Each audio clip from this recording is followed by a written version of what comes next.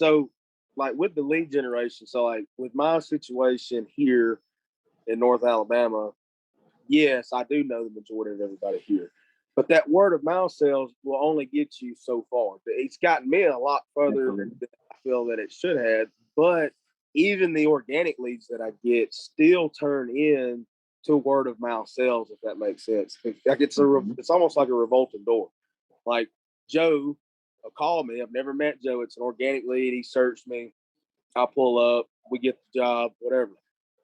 Well, he still tells people that call me, off of a complete referral, which is just basically word of mouth. Like it all goes hand in hand. But I wouldn't put my hand in just the word of mouth basket.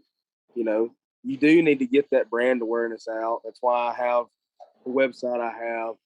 I don't run as many ads just because I haven't had to. My workflow is plenty to the point where honestly I can't take on much more if I started investing that money there. The last thing I want to do is be paying for leads that I can't handle, and then be passing on to the guys that I've networked with in the area. I don't want to be paying money just to give those leads away. Another big thing that I try to be upfront and honest with everybody. Like, hey, are you in a hurry for this? No, I'm absolutely not. I'm like, okay, well, it may take me 3-4 weeks to get to you. I don't intend on it taking that long, but I try to give myself that extra week window. And then you show up to their house a week before you said you're going to. Boom, they love it. Boom, here come the referrals again. So, yeah, and I think that's a great point what you were saying about not putting all your eggs in that one basket of kind of that word of mouth referral stuff. And it goes hand in hand, right? Like you're saying, it's that revolving door, right? So I put the majority of my eggs into my online basket, right? But I don't think that is where it stops. I think that you gotta have a mixture of stuff, right? I mean, it's a marketing mix, is what it's called. You want to make sure that you're plugged into as many marketing avenues as you possibly can be, right? So yard signs is one, flyers is one, flyers, hangers, kind of, any print material that you're handing out, that's one. You know, the baseball, I know you and I both talked about sponsoring local athletic teams, stuff like that. Like that, all of that kind of stuff is going to kind of turn into word of mouth, right? Because like you were saying, it's more brand awareness type of advertising, which turns into that word of mouth referral kind of lead generation. But that comes over time for a lot of folks, right? You're in a unique situation where you were born and raised where you are making money at, right? So everybody in your town knows you, knows your family, knows the history of your family, has history with your family, all that kind of stuff. So your brand is already there. It's already out there. Plus you went with the initials, right? Like everybody knows who you are. Everybody knows those initials.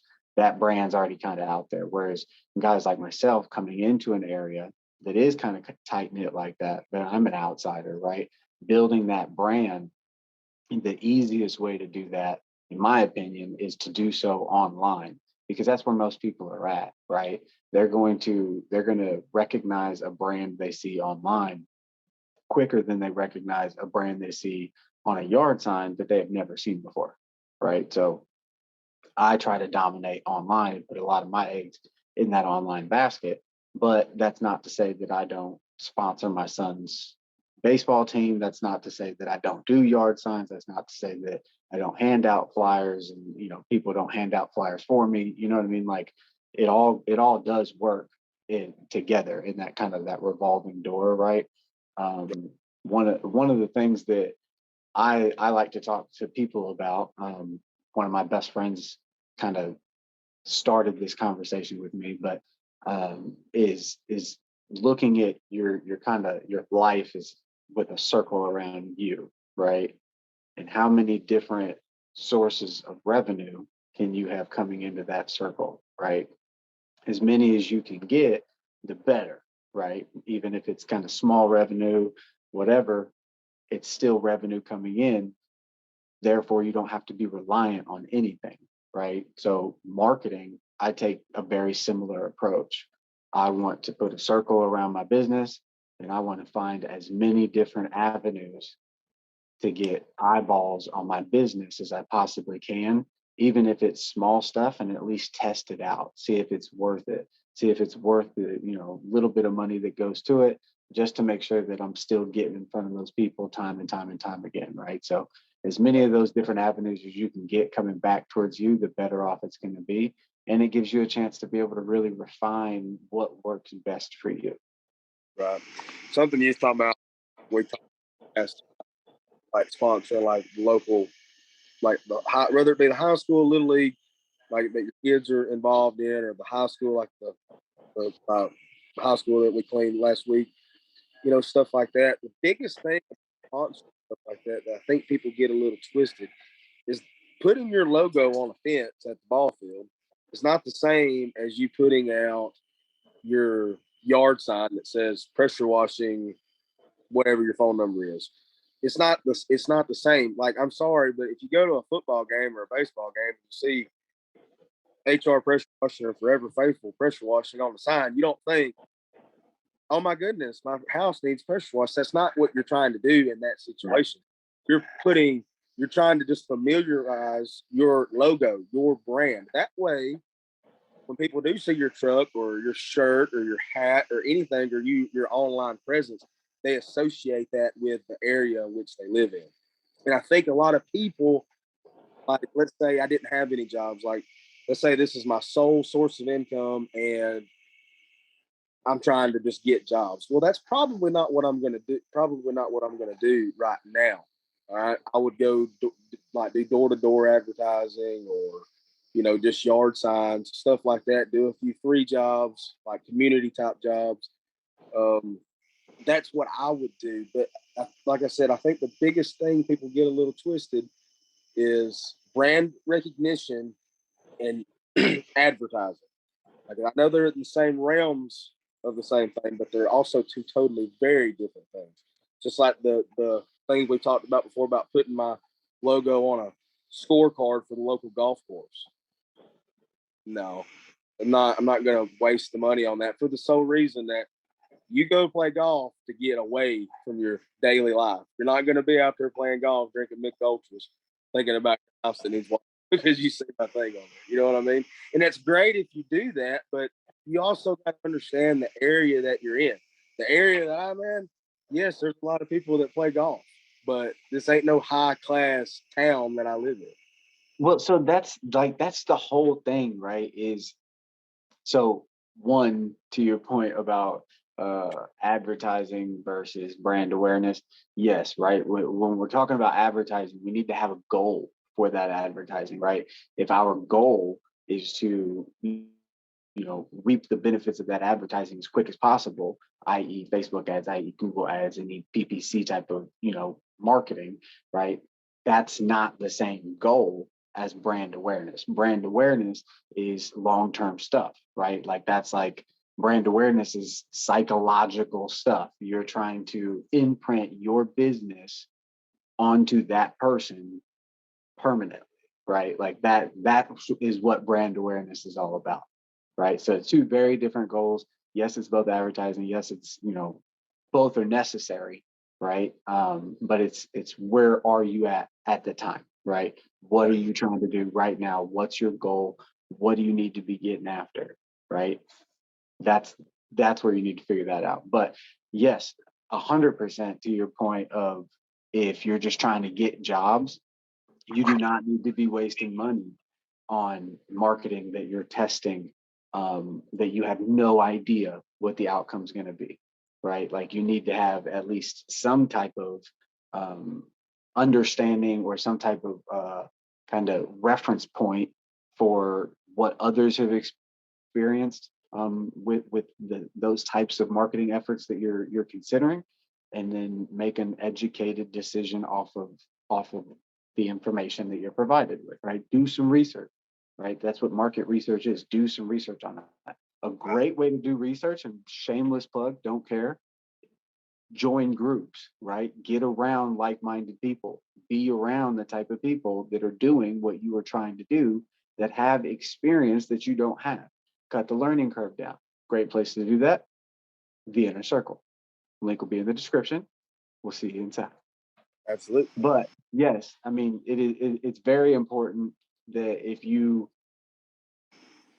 are at a point in your business where you absolutely need to put money into the account, right, so that you can put food on the table, you do need to be out doing things that are free to do, right? It's sweat equity. You need to be putting out the work. You need to be going and putting out the boots on ground type of approach, because that's all you got, right? And you need to go out and you need to be the best at it. You need to be crushing it. You need to be in people's faces in a way that doesn't turn them off, right? And that goes right back into interruption-based marketing, right? Your Facebook ads, or your banners at the baseball games. Like, absolutely, they did not go there to find somebody to pressure wash their house.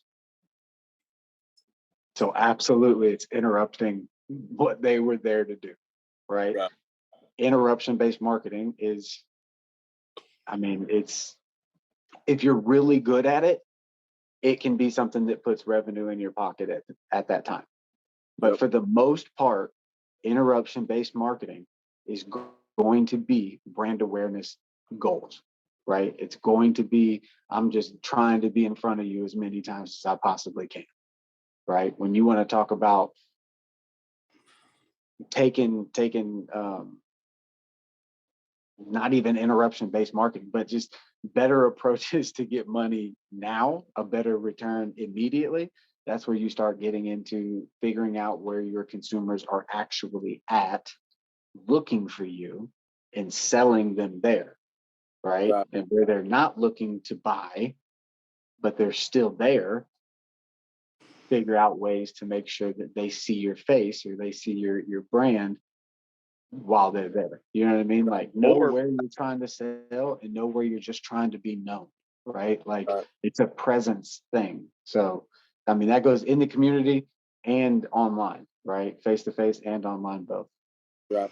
And with the interruption-based marketing, so like what I try to do, like there's been two situations whereas I have sponsored like local areas, right? Like my sign or like some type of signage with my logo, my information is on it. Don't get me wrong, I don't have a problem, sponsoring something in any shape, form, or fashion. However, just like the high school I done the other day. Well, I've never reached out to that school about sponsoring. However, I've pitched that sign getting hung at the football field and my stuff getting advertised on their electronic board at the road at the four-way intersection by the school, mainly because I just did work at that school. So you're not only going to see my information, you're also going to see a result while you're there. You're not going to see this pressure washing logo and then all this dirty stuff around it. So I'm saying, like, you see, I'm the only pressure washing logo that's there, and everything around it is clean, like it's freshly done. So I'm saying, so you can associate that being clean with my name, not just a sign being there and be like if you see a pressure wash sign, you automatically think cleanliness, right? Well, if everything's dirty, you're probably not going to subconsciously recognize that, but you will 100% subconsciously recognize that everything's clean when you notice that sign. You're not going to start looking. You're not going to start noticing like, well, that really needs to be clean. But if you see my logo and everything's clean, regardless if I did it or not, you're going to think that I did. So I'm saying, yeah. And that's just being strategic with your marketing, right? Like, that's applying a little common sense, right? And then a little creativity and testing it.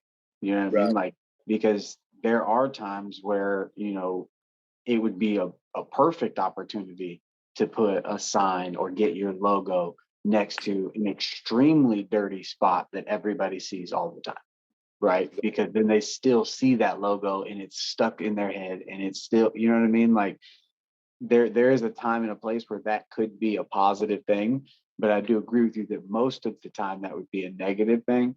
But that gets into a whole realm of just being strategic, right? Even down to if you're doing door-to-door stuff, right? Like be strategic of where you're knocking, right? Like don't knock at places that are just going to slam the door in your face. Or don't knock at places that clearly they don't take care of the area, right? Like they're not going to be the ones that are going to pay the price that you need to be charging to be able to be profitable, right? So don't completely disregard these people at all. I'm not saying that whatsoever, but if you need to get money coming in, and I imagine you do if you're door to door knocking, then you need to be in the best place for to make that possible, right? Do the research, figure out the market, figure out the communities, figure out the different suburbs, right?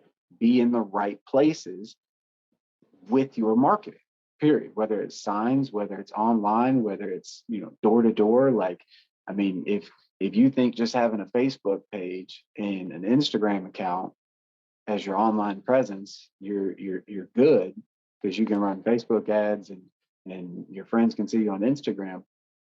That ain't it, right? Like those aren't even places where people are looking to pay for your services, right? So it's doesn't matter what it is.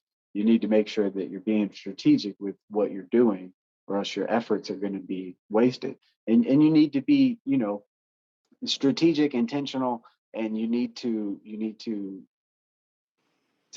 record that stuff, right? You need to figure out a way to know if a particular spot is really doing well during these months, but only these months for yard signs, right? Like, or if this neighborhood really does well with door knocking, right? Like maybe they respond really well to door hangers. Figure out a way to kind of track that stuff so that you just continue to not make the same mistake, but you build better habits. Right. Go off of what you just said about capturing information like that. I bet in the last, I don't know, I would say 3 months, but we'll say two because I'm just to be safe. I've been called by four, maybe five different apartment complexes, or I know of five or six different apartment complexes that local guys have been contacted by that, and these are all big jobs that we all will, if whoever gets them, will all be helping each other on because they're huge, right? But that's, you know, 10 or 11 just in the past 2 months, whether they come directly to me or the guys that work next to me in this industry. Every single one of them, at least that I quoted, and then going off of what the other two guys have told me, they're all due to inspections that are coming up in the next few months. Therefore, it really seems like third quarter of the year is when all these state inspections are going on for these apartment complexes. So now I know next year. So that's the market I want to be in. Is more on the commercial side of things, right? So this time next year, I'll start sending out like postcards and stuff like this to these apartment complexes that are already going to be doing the work about getting quotes in. I'm going to go ahead and send that little friendly reminder in like, hey, I know that you're going to be needing this done. I'm going to try to go ahead and get in there because every single one of them are trying to get cleaned up prior to their inspections. And every one of them, like I said, seems to be the deadline around September, October. Because, like I said, in the last month or 2 months is when all these calls have started coming in. The first half of the year, completely dead as far as apartment complexes go. In the last 2 months, 4, 5, 6 of them come to me, and then I know two or three, two through four to the other two guys. And those are just the two guys that I talk to on a daily basis. I mean, there's several other guys out in the industry that I don't know as well as the other two. So there's no telling how many of there really is out there. So we can send postcards. We just actually go up there and talk to the property managers about it. I was just getting ready to say that, bro. Like, I mean, it's great to capture that information. It sounds a lot like, a lot of these bigger companies, they go off a fiscal year, and a lot of them in their fiscal year around October. So that's great information to capture and kind of collect and make sure that you retain for next year.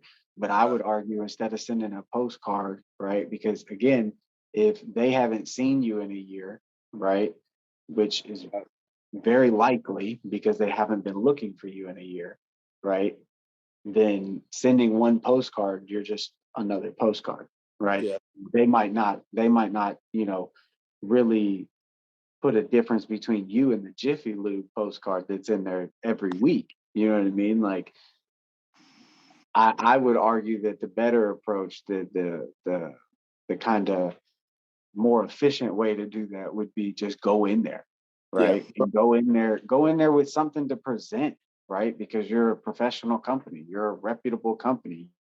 You are, you're the area's expert in this field, right? So go in there like you are, right? And I mean, you've already got the communication bit down, right? So just going in there with that added level of kind of professionalism and reputation right in front of their face, I think that changes. I mean, especially if you said that you can work with these other guys and you can get these jobs done, quickly and efficiently, and you can do it together and at a good price and all that kind of stuff. Like, I would definitely, man, like if that's something that you're wanting to get into, I would hammer that. And I would even start doing emails, you know, maybe first of the year, every few months. And then around this time next year, walk right in. Hey, what's Right. going on? What can we get cleaned up? I know we're coming up on the end of the year. I know we got inspections going on. I remember from last year, I just wanted to try to get ahead of the game. Right. And like you said, having something to present other than a business card, right? Because yes, business cards do go a long way, but what do you do the majority of the time when you go get your oil changed and the pet boys give Yep. you the exactly, you know what I mean? Like, or to go in your cup holder and then you get it out, 6 years later, or you put it in your billfold and your little boy gets it out and throws them all over the house like mine does. So, like, go in there with something to present. Like, and I haven't done it yet. It's just all things that I'm working on. This is still, year one as far as being legit, as I like to call it. Like what I intend on doing is having a binder, a portfolio, if you will, right? Having not just like before and after type stuff, but the information that they're already going to ask you for. Like, hey, we're licensed and insured. You can even put something in there that we are willing and able to get more if needed, because some places require more coverage than like a standard 2 mil, 1 mil policy like I have. Some really big, at least this one apartment complex I put a bid in required a 3 mil, 2 mil, and workers' comp. So I know we talked about that, about getting that, about getting that if we needed to, and then that And I job. think just real quick, I think that's a great point, right? A lot of guys go into those types of bids and they're like, all right, well, I'm automatically out because I don't have it. Or they're on the phone and they're trying to get it just because they think, oh, I got a call for this. I'm definitely getting the bid, right? I'm going to be doing the work. So they just get it and now they're stuck with it, or Right. they've already paid for it, whatever. And what we had talked about when you went through that, it's the same thing that me and my insurance lady talked about when I went through that, which was, let them know when you give them, because they're going to ask for the W-9, they're going to ask for the insurance paperwork, right? Like, that's a guarantee. So Yep. when they ask for that stuff, when you give them that stuff back, you let them know, hey, this is my insurance. Or don't even let them know what type of insurance you have, but just tell them, hey, upon acceptance of this bid, proof of insurance will be delivered, right? And that was told to me from my insurance lady. And then because I was so fresh, I think I got that call for those apartments, like I might have been a month in to the business, right? So I was fresh, and I was so nervous about it that I talked to my insurance lady. Then I turned around, I called the project manager of the apartments and double checked with her. Hey, this is what I'm gonna tell you. Is that okay? And she was like, absolutely. It happens all the time. So at that point, I knew, I was like, oh, this is industry standard kind of stuff, right? So it is perfectly okay to not have the insurance and to calculate that into the cost of the job, right? 100. Like, you're going to have to pay for that insurance to be able to do this. So that needs to be put into the expenses when you figure, the price of the job out, right? But if you land that type of job and you can do that, It's perfectly okay to tell them, hey, proof of insurance will be provided upon acceptance of this quote. Right. So And, back to what you were saying. well, I mean, you pretty much covered it. But before I like just like in that situation where I needed more insurance for that specific job, well, before I ever submitted a bid, figured out what that insurance was going to cost me. Yes, I know without a shadow of a doubt if I would have, which that bid's still in process. I talked to her last week, but let's say I don't, or let's say I did get that job. Okay, that insurance, whereas my regular general liability insurance is just under $1,000 a year. This insurance is like $4,300 a year, which still isn't terrible, but I'm gonna factor that whole cost into that job. That way, let's just we'll say a $10,000 job, just for easy math. Well, if I didn't factor all that in, well, now it's only a $5,700 profit off of that job. Before you factor in anything else. Well, that $10,000 job just went to a $14,000 job just to cover me in case I don't get to use that insurance anymore this year. So I'm saying, then if I continue to use that insurance, if I get a few more commercial bids that require that same thing, maybe a little more, it's already paid for. Now it's just money back into the business's pocket. So I'm saying that's how I was going to try to do it. Now with this job, it's large enough to where it wasn't anything major, but you got to have it. I mean, these are out of the 15 buildings on that property, like each building is well over $1 million. Like they're huge. So I understand having to have that kind of coverage, but they're making the money. It's okay to add stuff like that into your quote. Okay. Protect yourself. You're there to make money, and they understand that. And you just got to communicate it with them. Just like you said, like I told her, it's like, look, I don't when she told me the coverage that I needed, she asked me that I have it. I was like, no, ma'am, I do not currently have that. This is what I have. However, upon acceptance of the bid, that will be changed, and I will provide that to you, and then we will go from there. She was perfectly fine with that. Just be open with them about it, because I'm not. There's no sense in me going to open $3,000 additional a year policy that I don't know if I'm even going to need. And I think that's a deeper point, right? Like that's a mindset kind of thing, right? When you tell them that, when you tell them, hey, you give me an answer, then I'll give you an answer, kind of deal, right? Like when you're in that situation, obviously you want to give them an answer if you can. But if you're in that kind of situation and you need to play that card, it is okay for you to play that card. This is your business. This is your livelihood. For a lot of people, this is all you have right now. It is perfectly okay for you to act like you are in charge because this is yours and you should be in charge of that, right? You need to be making decisions that are best for you, not that are best for everybody else, because everybody else isn't paying the bills that you need to pay to make everybody else happy.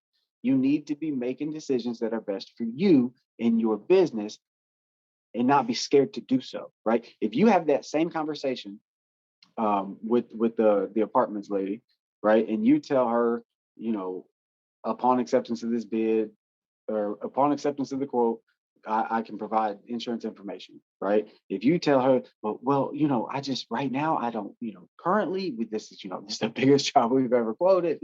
We've never needed that kind of coverage before. But if that's what you need, that's what we'll get, right? Like yeah, well, okay, well, hey, Scooter Booter, next year we'll call you, right? And I've gotten that. I got that on that job that I was just talking about, right? And that's okay.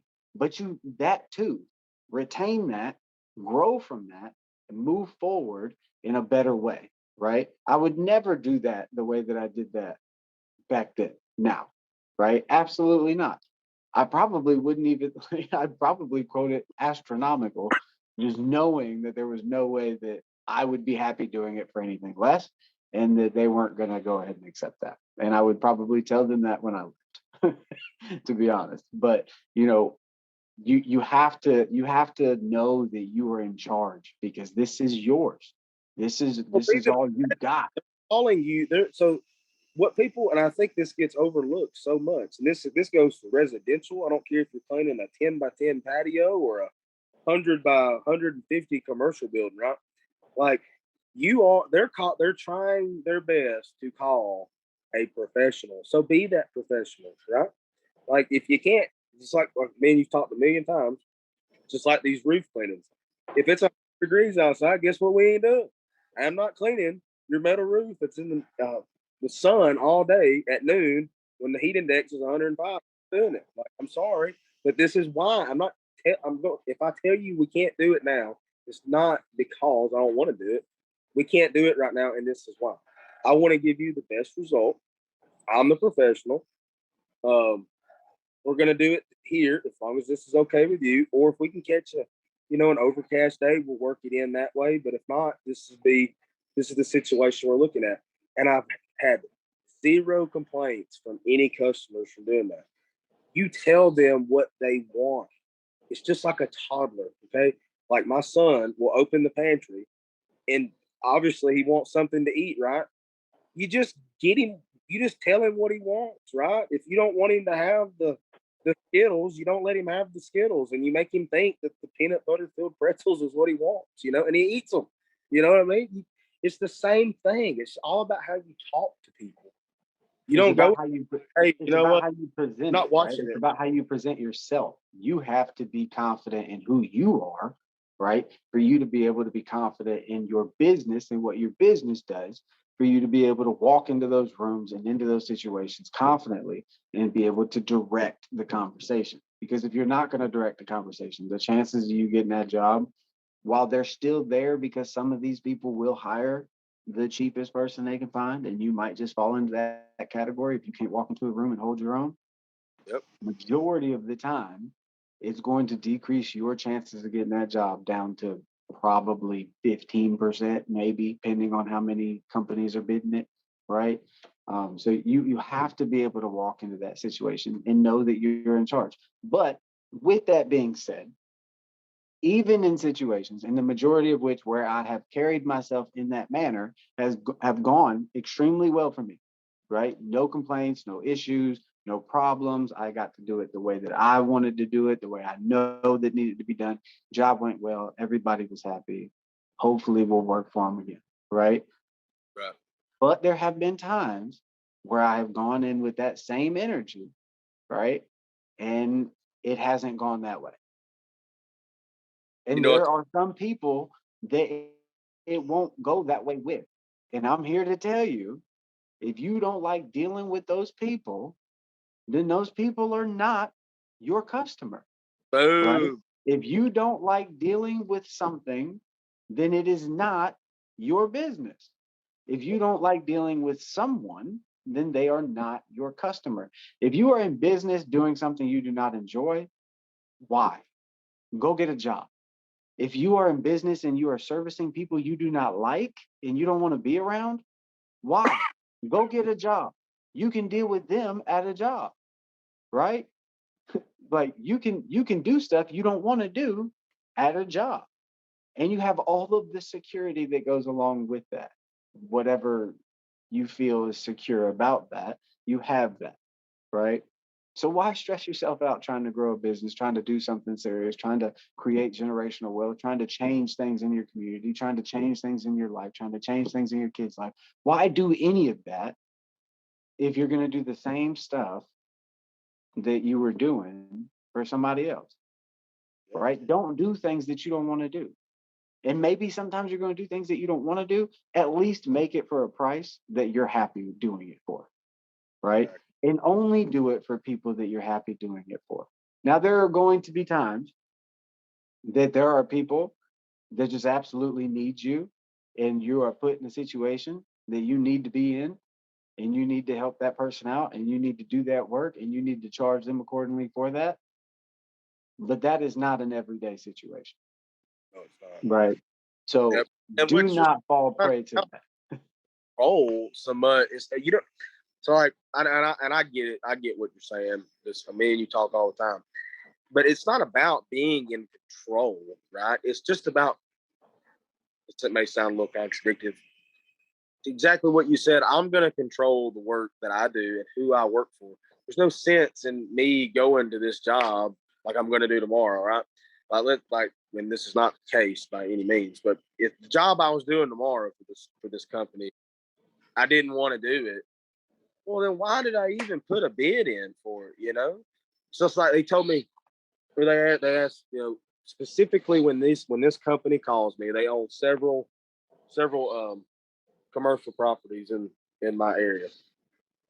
Well, they only, like, whenever they call me, it's like, yeah, I'm trying to get a soft washing bid. Like, they understand what we're doing, but the guy didn't understand that bleach is really what's being used, right? He's like, well, I really don't want, to use any bleach here. And I'm like, well, let me explain to you why that this is what we use. Explain it to him. Hey, okay. You know what I'm saying? He didn't know that. He thought the soft washing was just a low pressure application of water. Okay. They just didn't know. Now, if I would have told him, if he'd have been like, yeah, I really don't want bleach here, and then I would have explained why we're going to use bleach and why I'm not just going to blast this green algae off of this brick or off of this vinyl siding, and he still said we didn't want to use any bleach. Well, guess what? I'm not doing it. I'm not changing my process just because you don't want me to use this agent on your siding. You know what I mean?